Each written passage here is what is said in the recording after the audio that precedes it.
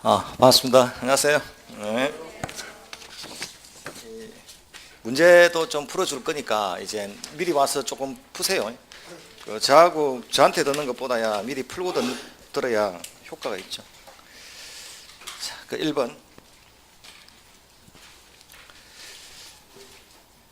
법률행위의 성립 후 법률행위의 목적이 불능으로 되면 지난주에 십자를 할 때 십자를 딱 써놓고 보면 계약 성립할 때는 가능했죠. 성립 후에 불능으로 됐으니까 후발적이죠. 후발적이 되면 계약은 무효가 되진 않고 다만 고의나 과실이 있다 없다에 따라 채무불이행으로 갈 거냐 위험부담으로 갈 거냐의 문제만 있다고 했죠. 맞습니다. 1번. 자, 그 다음 이제 혼인계약에서의 혼인신고나 혼인계약에서의 혼인신고는 특별 성립 요건이죠. 근데 매매계약에 있어서 계약 목적의 실현 가능성은 가능하다 불가능하다는 효력 요건이죠. 그것도 일반 효력 요건 그냥. 그래서 틀렸죠 이번은. 그래서 혼인신고가 특별 성립 요건이라는 것은 맞는데 실현 가능성이 일반 효력 요건이죠. 그게 틀렸습니다. 그 다음에 이제 3번에 계약이 무효가 되고 나면 선인은 현존이익을 반환하고 악인은 전부 반환해야 되는데 제한 능력자 예컨대 미성년자 같은 경우에는 선악을 불문하고 현존이익만 반환하면 된다고 했죠. 3번은 맞습니다. 자, 불공정한 법률행위가 성립하면 양쪽에 불법이 있으면 서로 간에 반환 청구하지 못하는데 주고받은 것이 설령 있다 하더라도 그래도 서로의 불법이 너무 현저히 차이가 나면 가벼운 쪽은 반환 청구할 수 있다고 했죠. 그럼 폭리자의 불법이 피해자의 불법보다 현저하게 큰 경우라면 피해자는 반환 청구할 수 있어야 되죠. 그 4번은 틀렸습니다. 대리행위에서 대리권의 존재와 토지거래 허가구역에서 관할관청의 허가는 특별 효력 요건 맞죠? 5번은 오죠. 자, 목적이 가능한지 불가능한지의 문제는 성립이 아니라 효력 요건, 즉 2차 문제이기 때문에 목적이 불가능한 법률행위도 일단 성립은 한 거죠. 다만 유효인지 무효인지는 따져야 되지만 6번은 O. 자, 7번에 갑이 자신의 부동산을 을에게 양도할 것을 합의하고 을이 소유권 이전 등기를 받기 전에 갑은 이러한 사정을 아는 병에게 이중양도했습니다. 그럼 이제 이런 갑을병 문제가 나올 때는 항상 시험지 주면은 여백에다가 이런 식으로 그림을 그려야 돼요. 이렇게 그림을 그려줘야 갑에게서 갑에게서 병으로 이렇게 이어갔다는 게 보이죠.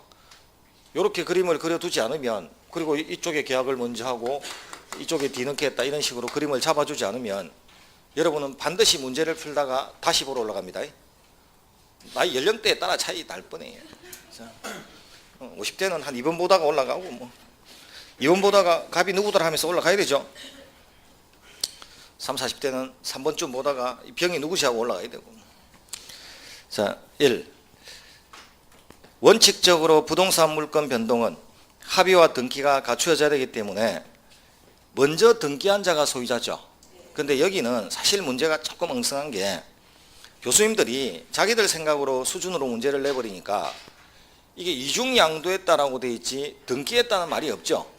근데 이제 자기들은 이중양도했다라고 하면 등기까지 됐다고 알아들을 거라고 생각할 거란 말이에요. 근데 시험 치는 우리는 전혀 아니거든요. 이분이 시험 치는 우리를 너무 과대평가하고 있다는 거예요. 우리는 등기됐다고 해줘야 되죠. 다만 이게 그 당시 기출문제라서. 그럼 갑은 을한테는 매매만 했고 병한테는 등기를 넘긴 겁니다. 자, 그럼 소유권은 병이 취득하는 거 맞죠? 자, 2번. 그럼 이때 소유권 취득의 기회를 상실당한 을은 갑한테 대해서 채무불이행을 이유로 손해배상 청구하거나 해지할 수 있죠. 그게 2번. 자, 적극 가담해야 무효지 이중양도인 것을 안 것만으로 악의만으로는 무효가 되지 않는다고 했죠. 4번. 만일 병이 갑의 이중양도에 적극 가담한 경우에 그 이중양도는 무효가 되고, 이때 을은 이중양도가 무효가 됐다고 해도 을이 가진 권리는 채권에 불과해서 직접은 갈 수 없고 대위밖에 안 되죠. 대위는 해도 직접은 못 갑니다. 4번이 틀렸죠. 5번, 판례 이해할 때 적극 가담이란 양도 사실을 알면서 제2양도 행위를 요청하거나 유도하는 정도를 의미하지 단순히 알았다는 걸 의미하지 않는다. 풀만 합니까? 7번. 답 찾을만 한가요? 이거 사업시험 문제거든요. 사업시험 문제도 별거 없죠. 뭐 방금 보고 방금 풀 것 같으면 뭐 어떤 시험이라도 사실 별거 없는 거예요. 자, 이렇게 이제 그게 7번. 이런 식으로 이제 훈련해 보자는 거니까. 자, 오늘 의사 표시를 할 겁니다.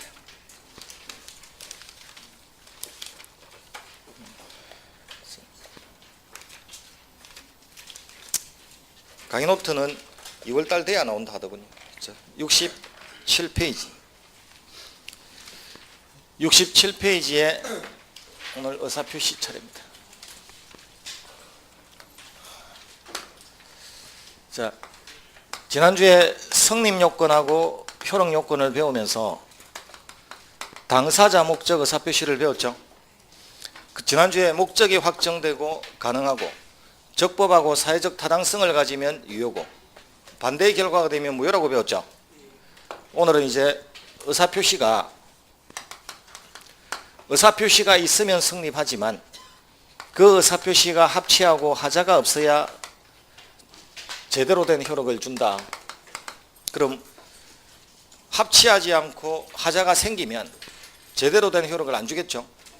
그럼 이제 이 의사표시는 뭘 의사표시라고 하던가요?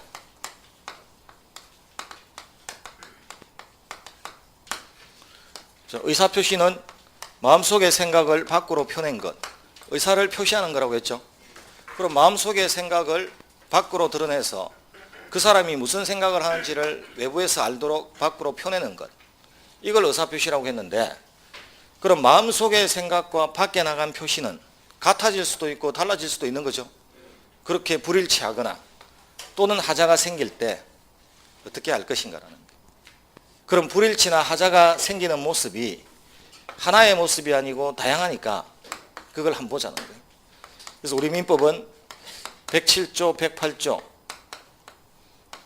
109조, 110조로 불일치나 하자의 모습을 다양하게 구성하고 있다는 겁니다. 그게 비진의 표시고 허위 표시고 착오, 사기, 강박, 이렇게 구성하고 있다는 거예요. 자, 택시비 2배를 주고서 목적지로 가겠다는 갑의 생각이 밖에 나가서 택시기사가 지나갈 때 손을 흔드는 과정에서는 손이 3개가 나갈 수도 있나요? 있죠. 어떤 사람은 따블 하고 어떤 사람은 따블 하다가 날이 추우면 계속 따블 할래요? 손을 포켓에 넣었다 뺐다 할래요? 추워 죽겠는데. 그럼 넣었다 뺐다 하다가 잘못 빼면 3개 올라올 수도 있죠. 이상하게 기사가 친절하다 했죠. 자, 의사와 표시는 일치했습니까? 불일치했습니까?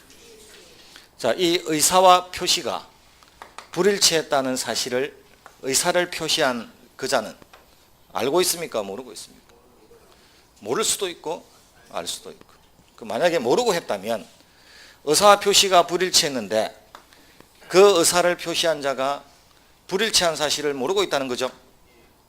그걸 뭐라고 할까요? 그걸 실수라고 한다. 실수는 알고 합니까? 모르고 합니까? 실수는 모르고 하는 게 실수지 알고 하는 게 실수가 아니죠. 그걸 실수, 착오, 착각 이렇게 부른다는 거예요. 그럼 우리 이제 착오에 한 의사표시가 뭐냐 물으면 착오에 한 의사표시란 일단 의사와 표시가 일치했다 불일치했다. 의사와 표시는 불일치하고 불일치한 그 사실을 의사를 표시한 바로 그자가 모르고 있는 경우죠. 이게 착오란 말이에요. 이걸 이제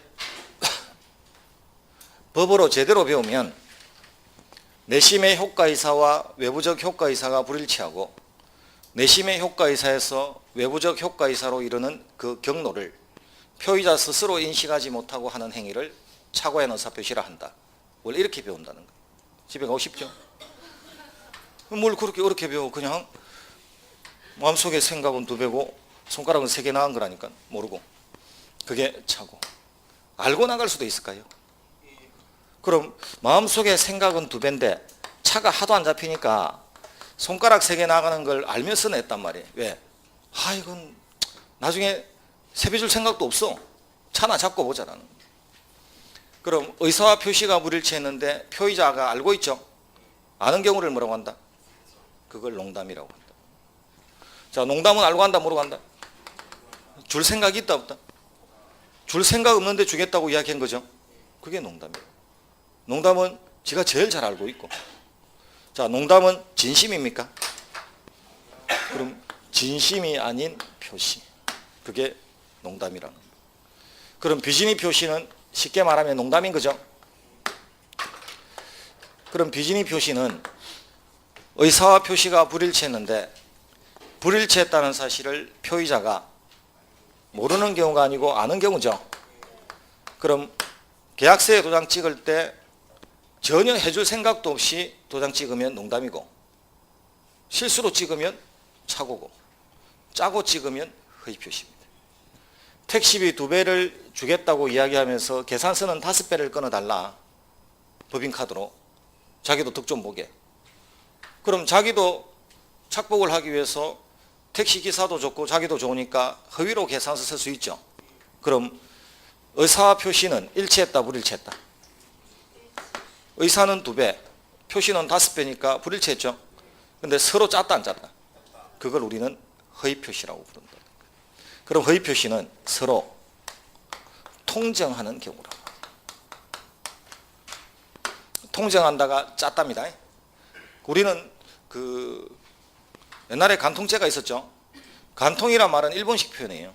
우리는 간통이란 말이 없어요. 조선시대는. 그냥 통정했다. 정을 통했다. 이렇게. 자, 그럼 서로 통정하는 경우가 허위 표시. 사기는 속았답니까? 속았다를 기망당했다. 강박은 협박당했죠. 그럼 계약서에 도장 찍을 때 누군가하고 계약을 할 때 속아서 찍고 협박당해서 찍고 실수로 찍고 농담으로 찍고 짜고 찍었으면 정상적으로 찍은 거 하나도 없죠. 67페이지 최고비에 뭐라고 되어 있죠? 그래서 비정상적인 의사표시라고 되어 있죠. 그래서 정상적인 의사표시가 아니니까 정상적인 효과를 주지는 못하겠다라는 거예요. 그럼 원래는 의사표시가 합치하고 하자가 없어서 정상적으로 되면 유효가 돼야 되죠. 그럼 비정상이 됐으니까 유효가 돼서는 안 되죠. 그럼 일괄적으로 유효가 아니면 무효겠네라고 한 바구니에 담기에는 제각각의 형태가 너무 달라. 우리가 그 사람을 비난할 수 있는 정도도 달라. 속아서 도장 찍은 자와 농담으로 찍은 자, 실수로 찍은 자, 짜고 찍은 자를 똑같은 정도로 비난할 수는 없죠. 그럼 우리가 욕을 얻어먹는 정도가 다른데 어떻게 일괄적으로 다 무효라고 하나? 그럼 그 상태에 따라서 같은 비정상이라도 효과를 달리 해보자는 거예요. 하나하나. 그게 우리한테는 불행이죠. 우리는 그냥 전체가 무효가 되는 게 낫죠. 근데 어떤 거는 무효고 어떤 거는 취소고 어떤 거는 유효고 제각각 다르단 말이에요. 자, 그럼 비진의 표시가 되면 농담을 하면 원칙은 유효라는 거예요. 그럼 100만 원 빌려줄 생각 없이 100만 원 빌려주겠다고 이야기를 하면 100만 원 빌려주랍니까? 안 줘도 된답니까? 유효가 됐다는 이야기는 그 말을 인정받았다는 이야기죠. 그럼 100만 원 빌려주라는 거예요. 그럼 원칙은 유효라는 이야기는 농담을 하면 책임지라죠. 그런데 예외적으로 상대방이 갑이 농담하고 있다는 사실을 알았거나 알 수 있었다면 그럼 처음부터 돈이 오지 않을 걸 안다면 그럼 대비할 수 있어야 되죠. 그럼 처음부터 상대방이 알았거나 알 수 있었다면 무효라는 거예요. 자, 알았거나 알 수 있었다면 무효가 된다. 이렇게 표현한다는 거예요. 자, 알았거나를 법에서 뭐라고 하나요? 자, 법에서는 어떤 사실을 모르고 있다를 선의, 어떤 사실을 알고 있다를 악이라고 부르죠. 자, 알 수 있었다는 것은 알았답니까? 몰랐답니까? 예? 자, 알 수 있었다는 알았다다 몰랐다다? 몰랐다죠. 그게 눈치죠. 공부가 이거. 알았거나가 말이 되나 이야기. 몰랐다죠. 자, 과거를 현재에서 이야기한단 말이죠. 그때 내가 조심했었더라면, 조심했다는 겁니까? 조심 안 했다는 겁니까? 그때 내가 알 수 있었다면, 그때는 몰랐다는 겁니다. 그때 내가 조금만 조심했더라면 알 수도 있었을 텐데, 그 말이죠 지금. 그럼 실제로는 알았다 몰랐다? 그런데 조금만 조심했더라면 알 수도 있었을 텐데죠. 그게 과실이다. 그래서 우리가 교통사고 생각해 보면 고의로 낸 건 아니지만 그때 내가 조금만 조심했더라면 막을 수도 있었을 텐데죠. 막았다 못 막았다? 못 막았다는 거잖아요. 그래서 이제 앞으로 민법에서 알았거나 알 수 있었을 경우 이걸 줄여서 악이나 과실 이렇게 표현한다. 그럼 이제 가비엘한테 100만 원 빌려줄 생각도 없이 100만 원 빌려주겠다고 농담을 하면 그 말을 들은 사람은 당신의 농담을 믿고 정말로 100만 원이 올 줄 알고 딴 데서 물건 사는 계약하고 계약금을 줘놓을 수도 있단 말이에요. 그런데 정작 와야 될 100만 원이 안 오면 얼른 계약금만 떼이게 되죠. 그러니까 당신은 책임지라는 겁니다. 농담을 했으면. 그런데 어리 갑의 농담을 알았거나 알 수 있었다면 돈이 안 올 게 뻔한데 다른 데서 물건 사는 계약을 했으면 안 되죠. 그럼 그때는 갑의 농담은 없던 걸로 함으로써 갑은 책임을 벗어난다는 거예요. 자, 그런데 허위 표시를 하면 둘 다 짰죠. 허위 표시를 하면 이 잘못된 표시는 무효라는 겁니다. 자, 착오나 사기강박은 취소할 수 있다는 거예요. 자, 지난주에 우리는 효력 요건을 갖추면 유효고 효력 요건을 못 갖추면 무효라고 배웠죠. 그럼 유효와 무효 두 가지 개념만 있는 줄 알았단 말이에요. 근데 오늘 하나 취소라는 개념이 하나 더 넣은 거죠. 근데 우리는 약속을 무효로 한다는 표현을 더 자주 씁니까? 약속을 취소한다는 표현을 더 자주 씁니까? 그럼 취소라는 표현을 더 자주 쓰면 자, 무효가 되거나 취소가 되거나 그 약속을 지킬 필요가 없다는 결론은 같나요? 무효가 돼도 약속 안 지켜도 되죠. 취소가 돼도 약속 안 지켜도 되죠. 무효가 돼도 서로 주고받은 것이 있으면 돌려주고 돌려받아야 되죠. 취소가 돼도 주고받은 것이 있으면 돌려주고 돌려받아야 되죠. 그럼 무효와 취소는 결과적으로는 같다 다르다? 결과적으로는 같죠. 과정의 차이라는 거예요. 자, 무효는 처음부터 무효라는 거예요. 무효는 처음부터 무효인데 취소는 주장을 해야만 무효가 된다. 취소하겠다라고. 살인 청부는 주장 안 해도 돼. 그런데 사기당했을 때는, 착각했을 때는, 강박당했을 때는 취소하겠다고 주장을 했어야 된다. 그럼 취소는, 무효는 주장할 필요 없지만 취소는 주장을 해야 됩니까? 그럼 문제는 계약은 4월 달에 했는데 취소는 10월 달에 할 수 있잖아요. 그럼 10월 달에 취소를 하면 10월 달부터 이 계약을 없던 걸로 하는 건지 아니면 6개월 전에 계약을 없던 걸로 하는 건지. 자, 그럼 시험에 계약을 취소하면, 법률행위를 취소하면 취소한 그때부터 무효가 된다가 맞을까요? 거슬러 가서 소급해서 무효가 된다가 맞을까요? 소급해서 무효가 된다. 거슬러 간다는 걸 우리는 소급한다 이렇게 표현한다는. 그럼 시험에 법률행위가 무효가 되면 처음부터 무효지만, 당연 무효지만 법률행위를 취소하면 취소한 그때부터 무효가 된다. O입니까 X입니까? X죠. 이렇게 여러분 시험에 두 번. 중도. 자, 취소는 소급합니다. 항상. 그래서 소급을 하는 게 민법에서는 소급을 해요. 근데 형법이나 이런 것은 소급하면 안 돼요. 지금 범죄가 아닌데 저 사람이 너무 얄미운 거죠. 그래서 사건은 이때 쳤는데 2015년에 2017년에 법을 만들어서 과거로 거슬러 가서 그때 당시에는 범죄가 아니었지만 지금 법을 만들고 보니까 네 범죄자네. 그때 처벌하면 된다 안 된다. 그럼 형벌은 소급해서는 된다 안 된다.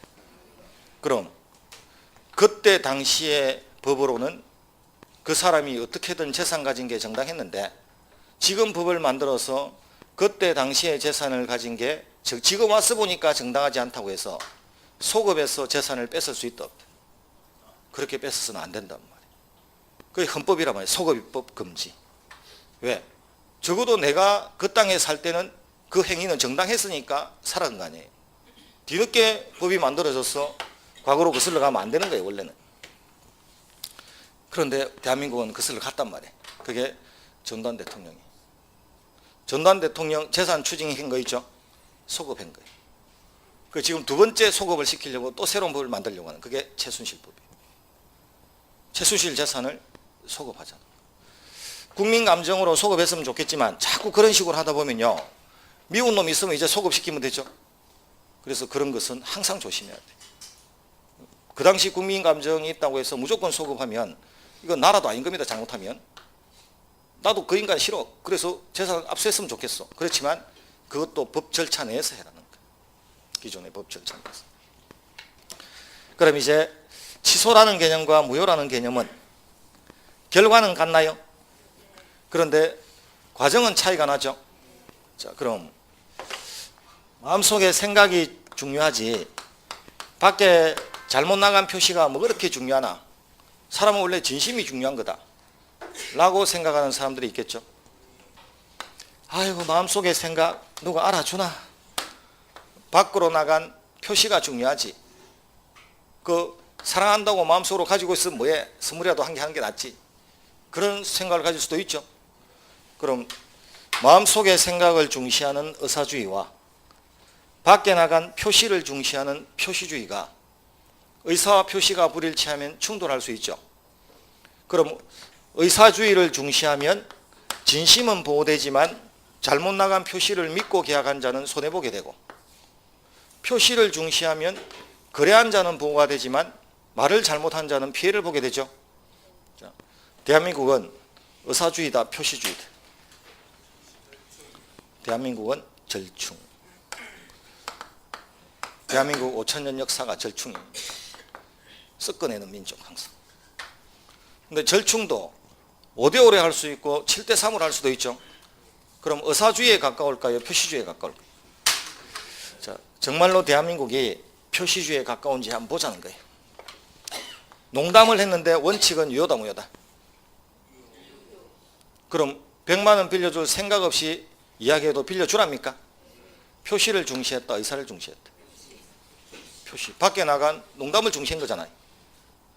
그런데 예외적으로 상대방이 알았거나 알 수 있었다면 표시는 무효가 되니까 실제 빌려줄 생각 없는 본심으로 돌아왔죠. 그럼 표시입니까? 의사입니까? 그럼 원칙은 표시주의고 예외가 의사주의를 취하고 있으면 표시주의에 가까운 절충을 하고 있다고 믿어도 되나요? 자, 계약을 취소하면 무효다 유효다? 취소하고 나면 취소하기 전에는 그럼 목에 칼이 들어와서 죽기 싫어서 도장 찍었는데 계약은 인정하라는 이야기죠. 표시를 중시한 거다 의사를 중시한 거다. 그런데 취소하고 나면 그 계약서를 없던 걸로 한다는 점에서는 정말 찍기 싫었던 본심으로 돌아왔나요? 그럼 의사가 보완된 겁니까? 허위 표시는 잘못된 표시를 무효로 하죠. 그럼 이건 의사를 중시한 거다, 표시를 중시한 거다. 표시 자체를 없던 걸로 해버렸으니까. 그럼 의사를 중시한 거죠. 왜? 잘못된 표시는 없어져 버렸잖아요. 그럼 5개 중에 4개는 표시주의에 좀 가깝고 1개는 의사주의에 가깝죠. 자, 대한민국의 대세는 표시주의에 가까운 절충을 하고 있다고 봐도 되나요? 그래서 대한민국은 이렇게 의사와 표시가 달라질 때 적어도 표시주의에 가까운 절충을 하고 있다는 거예요. 그럼 크게 비정상적인 모습이 어떻게 되는지 봤죠? 그럼 이게 이제 미시적으로 그럼 이렇게 비정상적인 것들 어떤 것들은 무효로 만들고 어떤 것들은 취소하고 어떤 것들은 유효가 되는 요것들을 하나하나 이제 접근해서 보는 것. 이게 우리 공부라는 거예요. 그럼 이제 그 비정상적인 모습에 67페이지에 이런 것들이 있다고 먼저 크게 펼쳐놨죠. 이렇게 칠판이 크게 펼쳐놨죠. 그럼 그걸 하나하나 봐야 되겠죠. 하나하나 보러 가죠. 첫 번째 착오부터 보러 갑니다. 비진이 표시부터 보러 갈 게 아니고 착오부터. 그 이유는 제 마음이거든요. 자, 80페이지에 가면 이제 하나하나 보러 가잖아.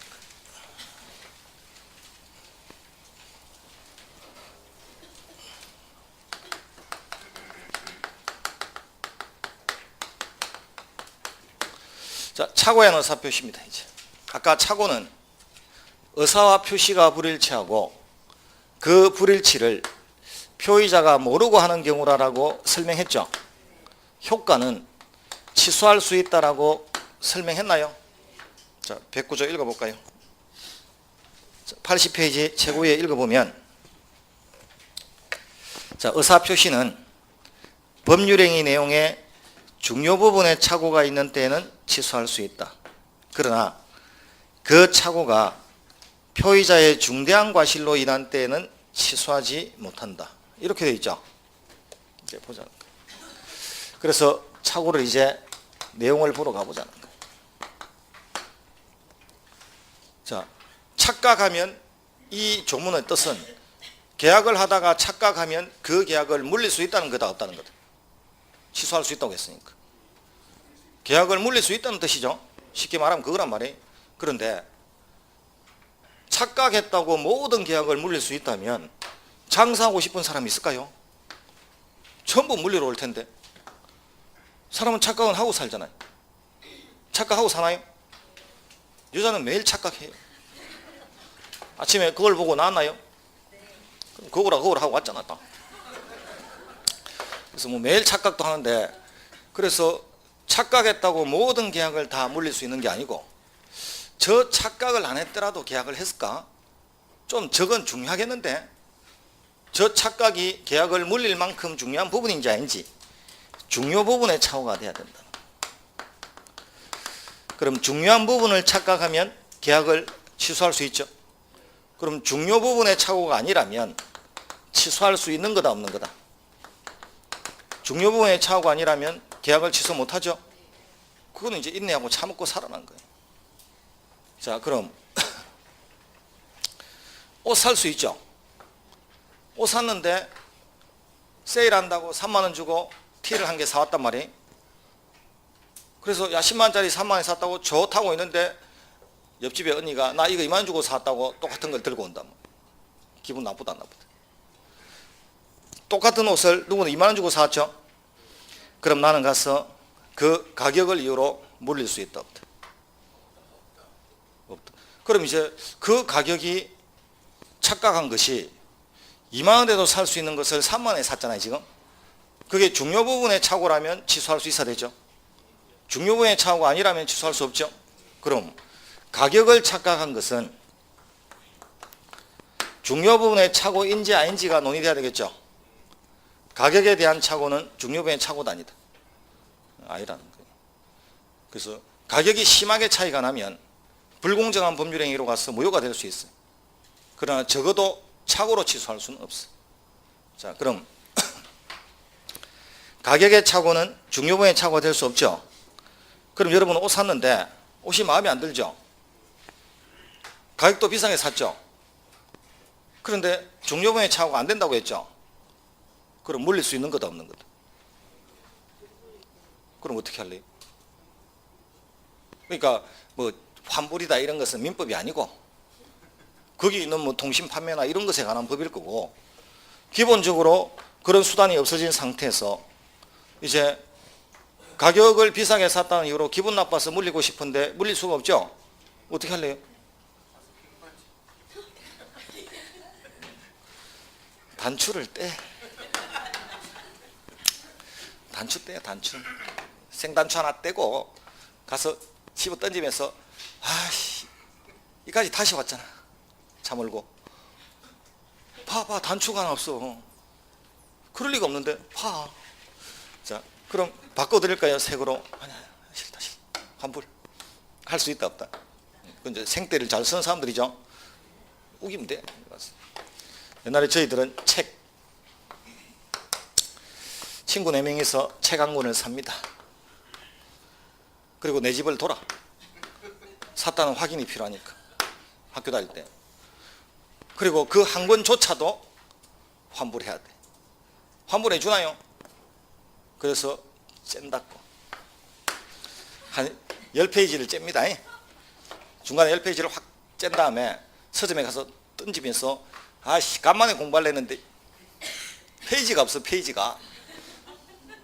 그래서 환불을 요구하고 만약에 자꾸 환불해 드릴까요 하면 아니 이제 공부 안 할 거야 이제. 그래서 책값을 받아낸다는 거. 저희 시절에는 그랬습니다. 저희 그 학교 다닐 때는 그래야 고구장 갈 수 있었습니다. 1,000원짜리 1,500원짜리 디스코텍 가려면 그렇게라도 했어야 된다. 자 이제 중요 부분인지 아닌지 한번 따져보자는 거예요. 토지 10,000평을 사고 파는 계약을 했습니다. 토지 10,000평을 사놓고 나서 갑이 보니까 2평이 모자라. 그럼 평수가 부족합니까? 갑이 처음부터 2평이 부족하다는 사실을 알았더라면 저 계약 했을까요? 안 했을까요? 네? 10,000평 중에서 2평이 부족하죠. 그 2평 없으면 저 땅 안 샀을까요? 10,000평 계약한 자가 평수 2평을 깎아달라는 둘째치고 계약은 했을 거다 안 했을 거다. 자, 갑이 그 사실을 알았더라도 계약하는 데는 지장 없나요? 중요하다 중요하지 않다. 우리가 내가 갑의 입장에 섰더라도 저 정도 사실은 알든 모르든 계약하는 데는 지장 없었겠다라고 느껴지나요? 자, 그 사람이 그걸 알았더라면 그 계약을 했을까? 주관적인 거다 객관적인 거다? 주관. 그 사람이 그걸 알았더라면 그 계약을 했을까? 주관. 우리가 그 사람의 입장에 섰더라도 그렇게 했을까? 이게 객관. 3자의 시각에서 보면 객관, 그 사람의 시각에서 보면 주관. 그럼 중요 부분인지 아닌지가 하나 결정되려면 그 사람이라면 그걸 했을까? 우리가 그 사람의 입장에 섰더라면 그걸 했을까? 이 두 가지 요건을 다 맞춰야 됩니다. 그럼 10,000평 중에 22평은 우리가 보든 그 사람이 보든 중요보이라고 느끼지 않죠? 10,000평을 계약했는데 7,000평이 없어.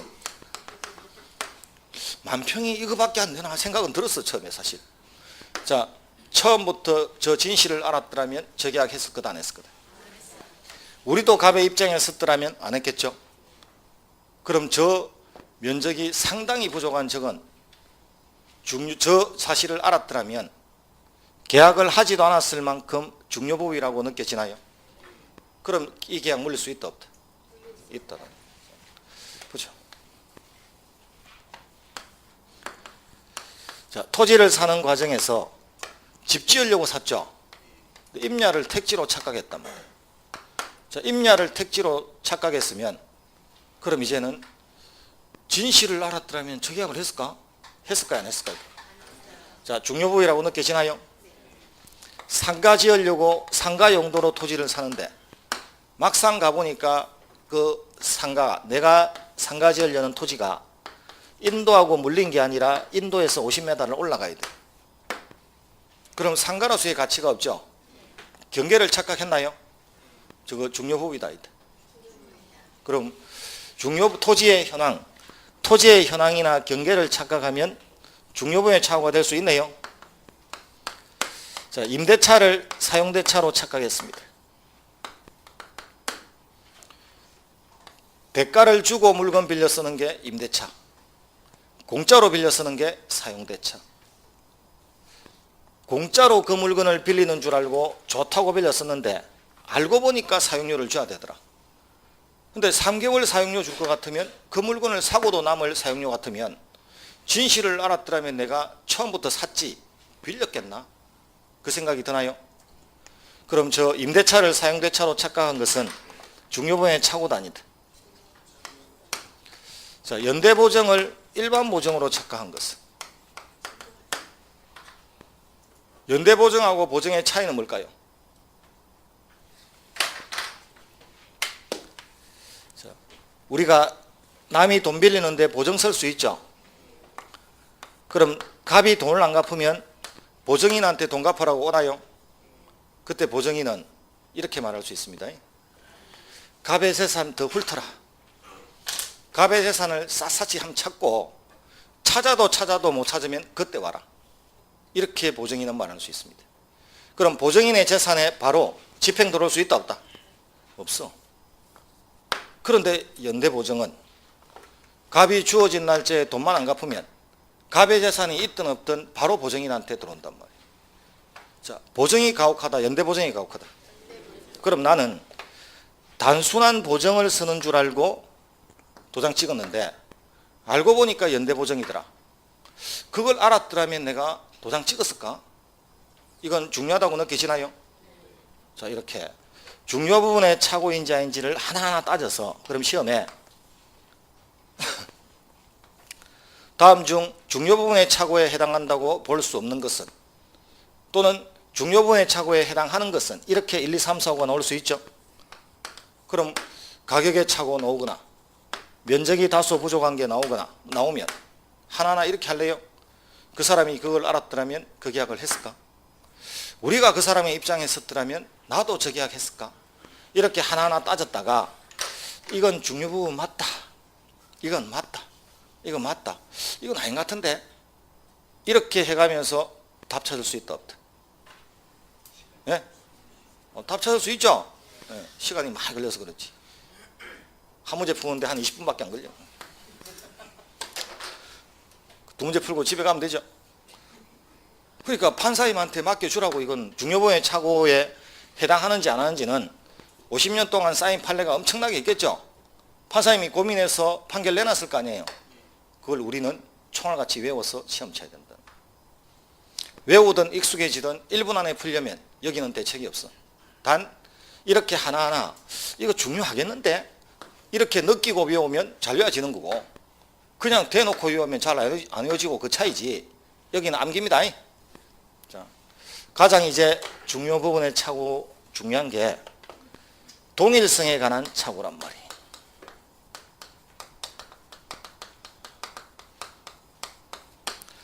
자, 매매는 물건이 중요합니까? 사람이 중요합니까?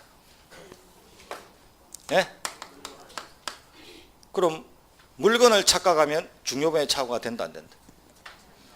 LG 42인치 TV를 주문했는데 삼성이 오면 중요부의 착오다 아니다? 착오죠.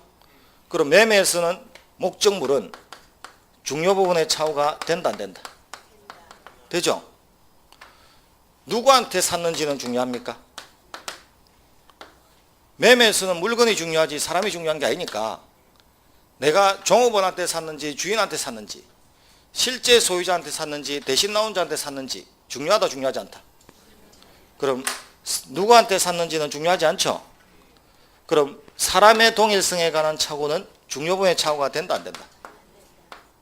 그럼 매매에서는 물건을 착각하면 중요부의 착오가 되지만 사람을 착각하면 중요부의 착오가 안 되죠. 그거 판단하는 거. 자, 사람이 중요한 매매에서는 사람을 착각하면 중요부의 착오가 될까요?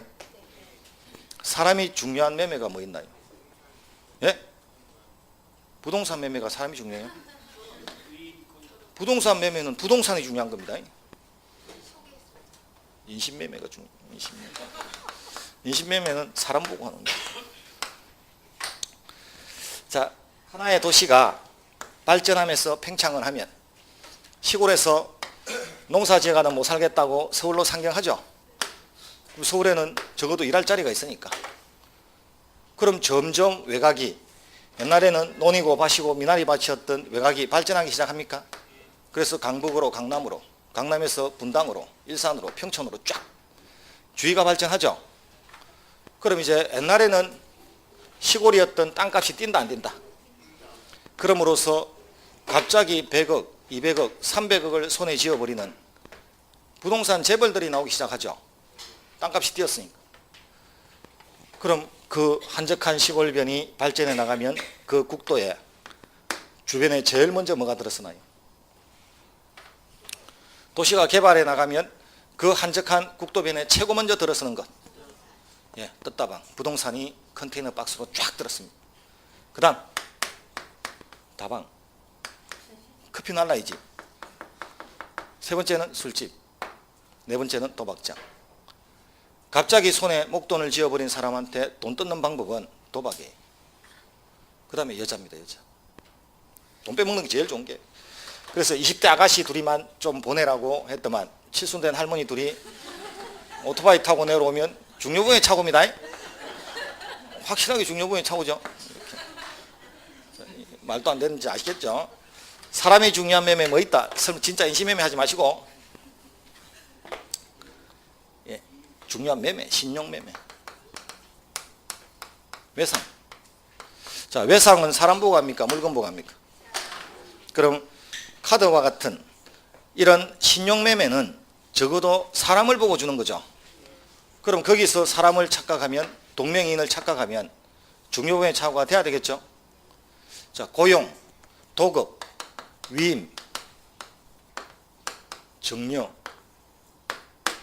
사람이 중요한 거랍니다. 화가하고 그림 그려주는 계약할 수 있나요?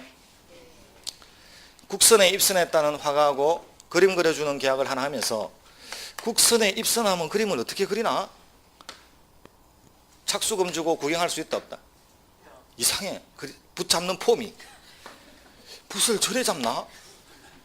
저거는 꼭 세면 바를 때 미장 잡는 식으로 잡거든. 그림 그리는 게 너무 이상해서 아이씨 혹시 하나 물어보겠는데, 국선에 입선한 분인가요? 국선이 뭔가요? 아이씨 직업이 뭔가요? 나 화가. 언제부터? 오늘부터. 어제까지 미장이었는데 똑같이 바르는 거라서. 그럼 국선에 입선했다는 사람하고 그 동네인데 이름이 같아. 사람 바꿔야 된다 안 바꿔야 된다? 그럼 사람의 능력이 중요한 거래에서는 사람을 착각하면 중요부의 착오가 되죠. 그럼 자, 이제 중요부의 착오가 되는 것도 있고 안 되는 것도 있는데 여기는 외워야 되는 영역이라고 했죠. 그럼 우리 좀 이렇게 먼저 시험 제일 잘 나오는 게 가격에 대한 착오는 중요부의 착오 된다 안 된다? 면적이 다소 부족하면 중요부의 착오 된다 안 된다? 안 된다고 했죠. 자, 사람의 동일성이 매매에서는 중요부의 착오가 아니라고 했죠. 물건의 동일성은 중요부의 착오가 되지만 사람의 동일성은 매매에서는 중요부의 착오가 아니죠. 중요 부분의 착오가 안 된다고 했죠. 우선 중동 가면 안 된다 하나 외웁니다. 중동 가면 안 된다 외워놓고 안자가 어떤 글자, 글자인지 제발 물어보지 마세요. 자, 이렇게 하나 외워놓고 아까 되는 거 몇 개 해준 거 있죠. 1년 동안 차곡차곡 배워가는 것. 우선 외울 것 좀 외워놓고 8년 전쯤에 부산에서 강의한 날인데 그날이 저는 원래 전국을 돌아다녔거든요. 부산, 대구, 서울 이쪽만 탔네. 전라도 쪽은 한 번도 안 타고 이쪽은 쭉 탔는데 인천 뭐. 자, 이렇게 8년 전에 부산에서 강의하는 날 아침에 중동 가면 안 된다 이렇게 탁 가르쳐 놓고 밥 먹고 그리고 이제 쉬었다가 오후에 강의하려고 탁 나오는데 라디오에서 KBS 용태영 기자, 이름도 안 까먹습니다. KBS 용태영 기자 중동에서 납치. 내가 아침부터 가면 안 된다고 그렇게 이야기했는데 중동 가면 안 된다고 이야기했죠. 제발 좀 가지 마세요. 지금도 안 돼 가면 IS가 있잖아요. 괜히 비디오 나와서 살려주세요 하지 말고. 자, 이제 가짜가 가격의 앞글자. 면자가 면적이 다소 부족한 것. 그 다음에 동자가 사람의 동일성이 매매에서는 중요부분의 착오가 아니죠. 중자는 중요부분 할 때 앞글자. 앞글자는 따놓고 나서 여기가 어디 쓰는 건지 모르면 큰일 납니다. 그 주소가 항상. 지난주에 소체무용 하나 했죠. 그리고 나머지 좀 공부해야지. 자, 여기까지 한번 볼까요? 자, 80페이지에 최고 밑에 2번에 가시면 착오의 의 있죠. 착오란 의사와 표시의 불일치를 표의자 자신이 모르는 경우를 말한다. 있죠. 착오가 존재하는지 여부는 당연히 계약했을 당시를 중시로 기준으로 해야 되겠죠. 항상 법률행위 성립 시. 십자 딱 끊어놓으면 착오가 어디 위치하는지 아시죠? 오늘 그 도표 하나 내줬죠? 한 장씩. 자, 뒤에 83페이지로 가봅니다. 최고위에 법률행위 내용에 착오가 있을 것. 원칙적으로 법률행위의 내용에 대해서 착오가 있는 경우라야 취소할 수 있다. 있죠? 자, 그거 딱 한 줄 하시면 되고, 우선은. 자, 그 다음에 이번에 중요 부분에 착오가 있어야 된다고 했죠? 자, 1. 법률행위의 중요 부분에 착오라 함은 표의자가 그러한 착오가 없었더라면 그 의사표시를 하지 않았으리라고 생각될 정도로 중요한 것이어야 할 뿐만 아니라 보통 일반인도 표의자의 입장에 섰더라면 그러한 의사표시를 하지 않았으리라고 생각될 정도로 중요한 것이라 해야 된다. 주관객관이라고 되어 있죠. 그러니까 그 사람이 그걸 알았더라면 그 계약은 했을까? 우리가 그 사람의 입장에 섰더라면 내 같아도 계약을 했을까? 이렇게 따져보라고 했죠. 그게 주관객관. 저건 판사님이 따져야 됩니다. 우리 이거 따지면 죽습니다. 자, 그 다음에 2번. 구체적인 이제 판사님이 따져간 판단을 보니까 1. 사람의 동일성에 관한 착오는 일반적인 매매계약과 같이 당사자가 누구이냐가 중시되지 않는 계약에 있어서는 아까 매매에서는 사람의 동일성이 중요부분의 착오가 아니라고 했죠. 그러나 그 사람이 누구이냐가 중요시되는 법률행위. 예컨대 정력, 신용매매, 임대차, 고용, 위임. 자, 사람의 동일성이 중요 부분의 착오가 되는 것은 많고 안 되는 것은 아까 매매 하나밖에 없죠. 그래서 우리 작은 쪽에 온 겁니다. 많은 쪽에 올 거면 있어 작은 쪽에 오면 되지. 항상. 그래서 중동 가면 안 된다 저렇게 하나를 딱 외우면 그럼 사람의 동일성은 저 매매를 빼놓고는 어지간하면 중요 부분의 착오가 된다죠. 그래서 하나만 딱 이렇게 정리 딱 하면 되죠. 2번. 목적물의 동일성에 관한 착오는 중요부분의 착오가 된다고 했죠. 그럼 A 점포를 B 점포로 착각하면 당연히 중요부분의 착오죠. 3.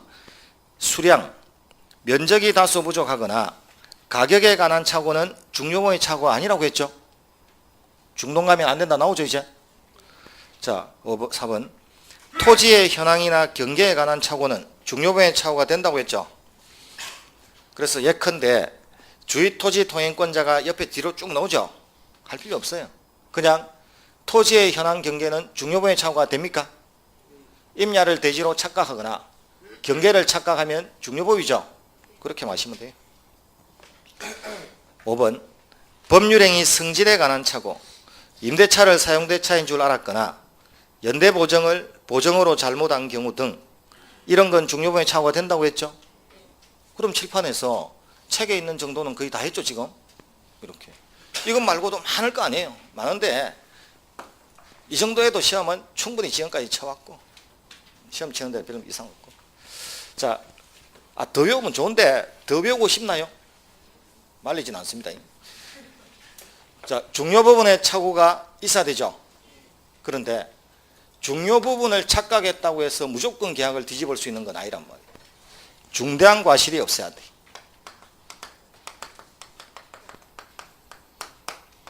그럼 중대한 과실이 없을 것이니까 중대한 과실이 없다면 취소할 수 있다 없다? 있다. 근데 중대한 과실이 있다면 취소할 수 있다 없다? 자, 중요 부분의 착오에 해당해야 된다, 안 해야 된다? 그럼 중요 부분의 착오에 해당하지 않으면, 중요한 부분이 아니면 중대한지 아닌지 따지지 말았고. 아니, 어차피 중요 부분의 착오가 아니면 취소할 수 없죠. 그런데 중대한 과실이 있는지 없는지는 따져서 뭐해? 중요 부분에 해당해야 그 다음 따질 가치가 있는 거지.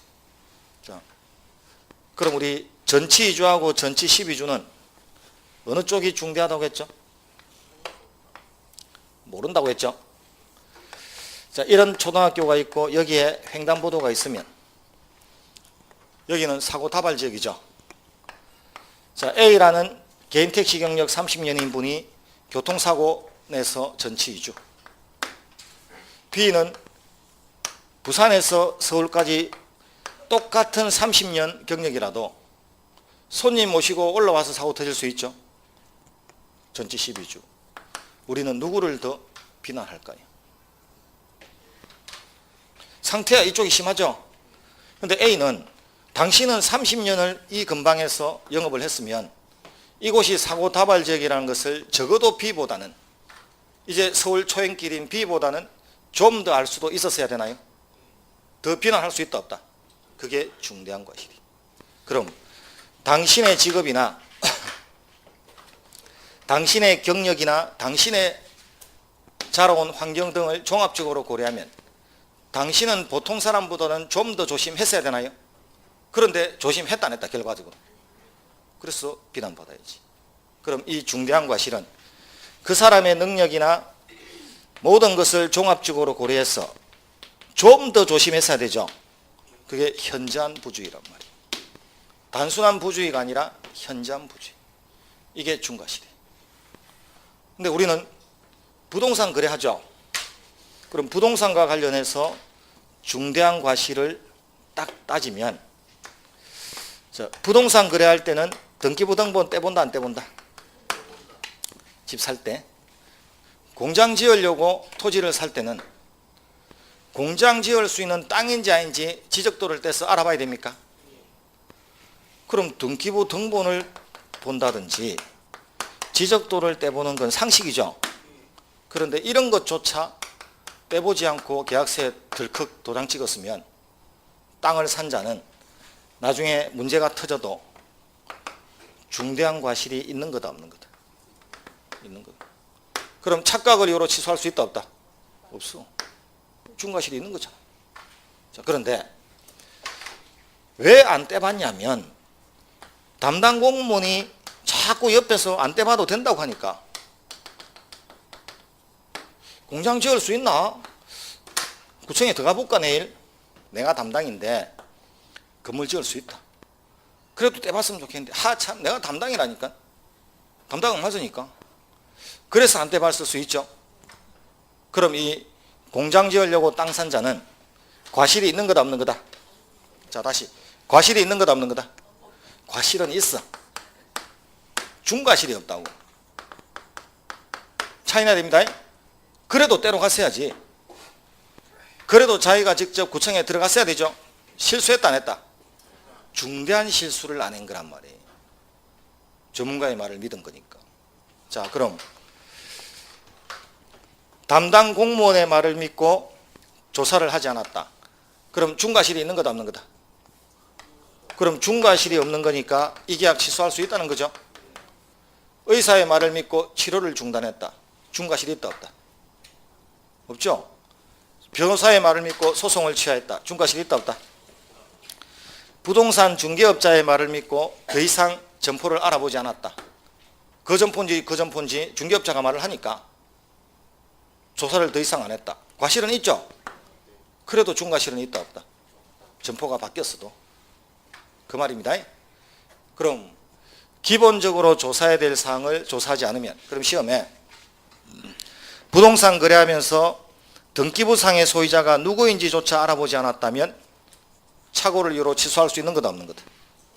없다. 왜? 중과실이 있으니까. 그때 담당 공무원의 중개업자의 말을 믿고 신뢰했다면 중과실이 있는 거다 없는 거다? 중개업자의 말을 믿고 신뢰했다면 중과실은 없죠. 그럼 취소할 수 있죠. 그렇게 전문가인지 아닌지는 판단될 거 아니에요. 의사, 변호사, 전문가죠. 그렇게 이제 이렇게. 우리 판례의 가장 웃기는 점은 이겁니다. 부동산 중개업자의 말을 믿고 점포를 착각하면 중과실이 없다고 보죠. 전문가입니까? 여러분. 부동산 중개업자를 대법원 판사님은 전문가로 봐주잖아요, 지금. 여러분 전문가입니까?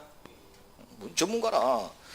합격한 자지 걸려도 전문가 되려면 10년 이상 돼. 근데 합격만 하면 전문가로 취급해줘. 그게 불행인 거예요. 왜? 전문가로 취급받으면 책임져야 되거든. 그래서 부동산 중개업자가 소송 가서 이기는 경우가 잘 없어요. 진짜 저 몰랐는데 그런데 전문가래. 자, 중대한 과실이 있다 없다 밑에 봅니다. 자, 85페이지에 착오로 취소하려면 중대한 과실이 없어야 되죠. 3번 1. 착오자에게 중대한 과실이 있으면 취소할 수 없다. 중대한 과실이 있다는 것은 주의 의무를 현저하게 태만히한 것을 말한다. 현저한 부주의라고 했죠. 그럼 중대한 과실만 아니면 과실이 조금 있어도 취소하는 데는 지장 없죠. 그 다음에 이제 그 밑에 판례를 보시면 A. 공장을 설립할 목적으로 토지를 매수함에 있어 토지상에 공장을 건축할 수 있는지 여부조차 관할관청에 알아보지 아니한 것은 중대한 과실에 해당해서 취소할 수 없다. 있나요? B.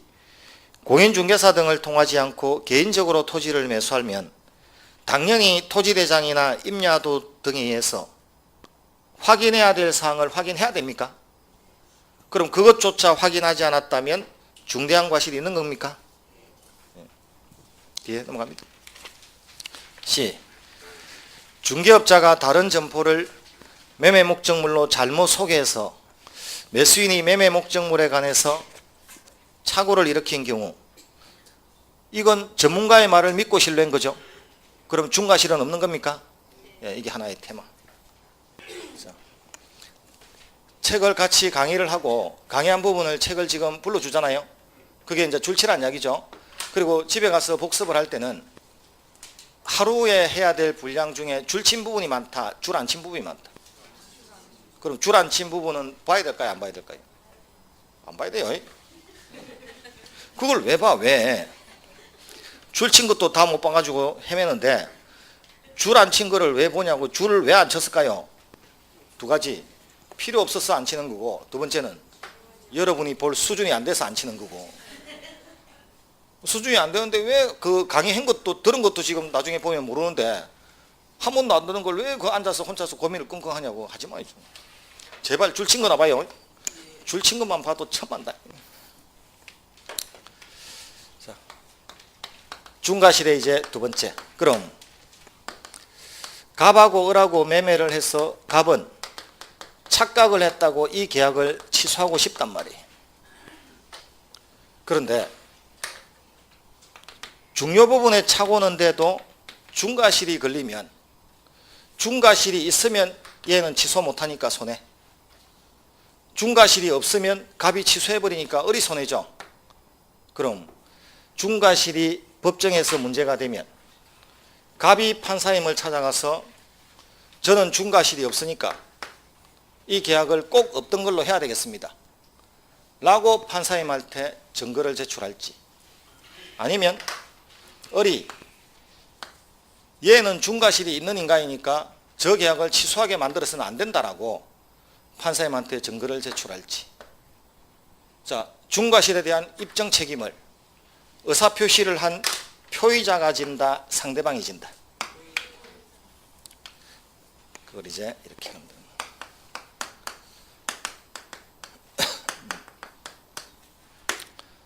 착오에 있어서 중대한 과실은 상대방이 입증 책임집니다. 착중상입니다. 앞글자 따는 게 하루에 1개 정도 나올까 말까 해요. 오늘 2개나 나왔네요. 자, 착오에 있어서 중대한 과실은 상대방 입증 책임집니다.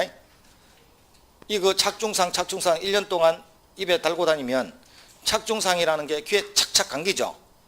귀에는 감기는데 문제를 못 풀어. 그게 또 이제 우리의 문제라는 거예요. 시험에 만약 이렇게 놓으면 이제 착오에 있어서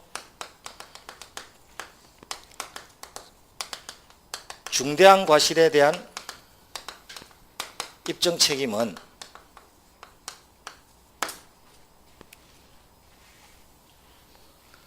이제 하나만 50분 하고 좀 쉬고 하고 싶어도 이거 잘라내고 갈 수가 없잖아요.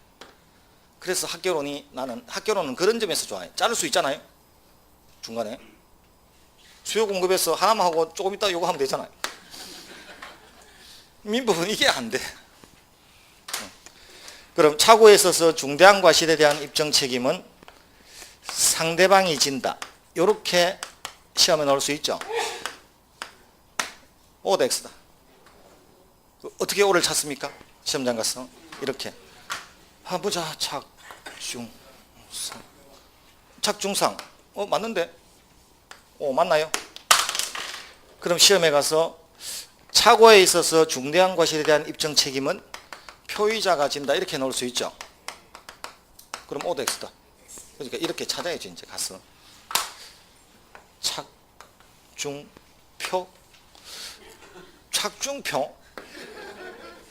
착중상 입에 감기는데 귀에 착착. 그럼 착중표는 알겠지 뭐. 이렇게 풀 수 있을까요? 이렇게 시험에 3번이 나왔는데 한 번은 이렇게 나왔단 말이에요. 두 번은 이렇게 나왔단 말이에요.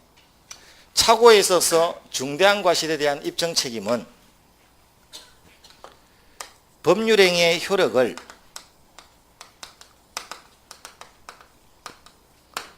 부인하는 자가 진다. 이렇게 나왔단 말이에요. O다 X다. 그래서 미치겠다. 자, 이제 보자는 거예요. 이게 이제 응용이 안 되는 게 이렇게 한 바퀴만 딱 응용하는 것을 갑은 착각을 한 자죠. 갑은 계약을 취소함으로써 계약을 유지하고 싶은 자다. 계약을 깨고 싶은 자다. 그럼 취소하면 계약은 유효다 무효다? 무효가 된다는 것은 효력을 인정하겠다는 겁니까? 부정하겠다는 겁니까? 그럼 법률행위의 효력을 부인하는 자는 갑이다 을이다? 그럼 착중표잖아. 그럼 그대로 하면 착중 효력을 부인하는 자, 그게 표의자잖아요. 지금 상대방은 이 계약을 어떻게든 취소 못하게 막아서 이 매매를 유지하고 싶은 자죠. 그럼 효력을 인정하고 싶은 자잖아요. 그럼 이 효력을 부인하는 자는 상대방이 아니라 표의자죠. 이걸 보고서 착중표네 X잖아. 요거는 잘 보였잖아 지금. 근데 이렇게 살짝 바꾸니까 얘가 표의자인지 상대방인지 찾아가는 데 시간이 걸리죠. 이렇게. 이게 응용이라는 거예요. 시험장에서 이렇게도 한번 설명도 해줬어. 조심하라고. 설명도 해줬는데 1월 달에 해준 걸 3월 달에, 5월 달에, 7월 달에, 9월 달에 5번 해주는 게 아니란 말이에요. 1년 동안. 3월 달에는 안 해줄 수도 있잖아요. 5월 달에 안 해줄 수도 있고 1년에 2번밖에 못 들을 수도 있죠. 그러니까 기억이 안 나더래요. 시험장 가서 틀렸대. 법률행위의 효력을 부인하는 자가 누군지도 몰랐대. 그래서 시험장에서 실제 시험에서 틀렸대. 근데 합격은 했대. 그래서 나는 틀렸는데 또 합격하는 거 보면 그 문제 틀려도 관계없다는 거죠. 그래서 모르겠다. 그거 어떻게 해야 되지. 그래서 저렇게. 자, 그게 이제 85페이지에 3번. 판례 바로 그 위에 3번 있죠. 표의자에게 중대한 과실이 있는지 여부는 상대방에게 입증 책임이 있다. 착중상이죠. 표자가 왜 나오지 하지 마시고 중대한 과실이 보이죠. 착중상이죠. 이렇게 그 뒤에 거는 다음에 하고 이렇게 여기까지가 착오입니다. 자, 착오는 착각했다고 취소합니까? 착각했다고 취소하는 게 아니라 중요 부분을 착각해야 되죠. 중요 부분을 착각하고 엔더 중대한 실수가 없어야 되죠. 네, 그거 착각이. 자, 쉬었다가 사기 강박 보러 갑니다.